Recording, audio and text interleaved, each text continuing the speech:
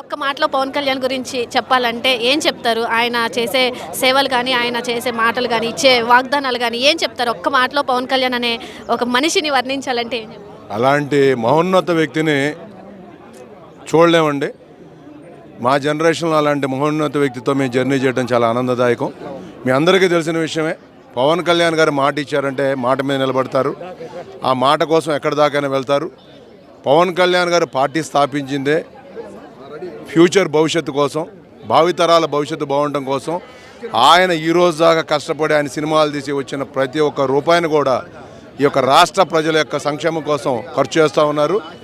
పవన్ కళ్యాణ్ గారు ఆ రోజు 2022లో ఇప్పటంలో సభ పెట్టడానికి మేము ప్రయత్నం చేసినప్పుడు పొలాలు ఇవ్వకుండా ఇబ్బంది పెడితే ఇక్కడ ఉన్న రైతులు ధైర్యంగా నిలబడి మాకు పొలాలు ఇవ్వటం, అక్కడ మేము సభని నిర్వహించటం, ఆ సభ గ్రాండ్ సక్సెస్ అయిన తర్వాత ఆనాటి వైసీపీ ప్రభుత్వము ఈ యొక్క ఇప్పటంలో ఉన్న ప్రజల మీద కక్ష సాధింపుతో రోడ్డు వైండింగ్ పేరుతో రెండు వైపులా ఇళ్ల నుండి కోల్దొయ్యటం ఇవన్నీ తెలిసిన విషయమే.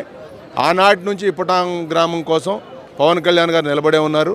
దాంతోపాటు నాగేశ్వరమ్మ గారు ఆ రోజు ఇళ్ళు పడగొడుతున్నప్పుడు ఒక్కొక్క మాట చెప్పారు. నాకు 3 కొడుకులు, ఇంకో నా పెద్ద కొడుకు పవన్ కళ్యాణ్ గారు ఏం జరిగినా కూడా ఆయనే చూసుకుంటారని చెప్పటం.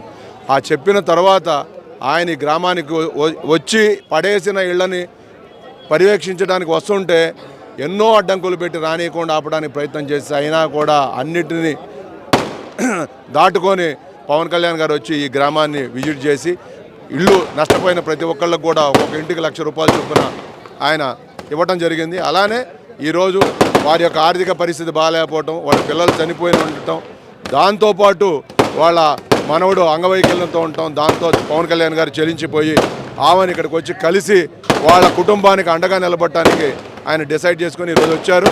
రావటం అనేది ఇప్పటం గ్రామానికి కూడా ఒక పండగ వాతావరణంగా నెలకొంది.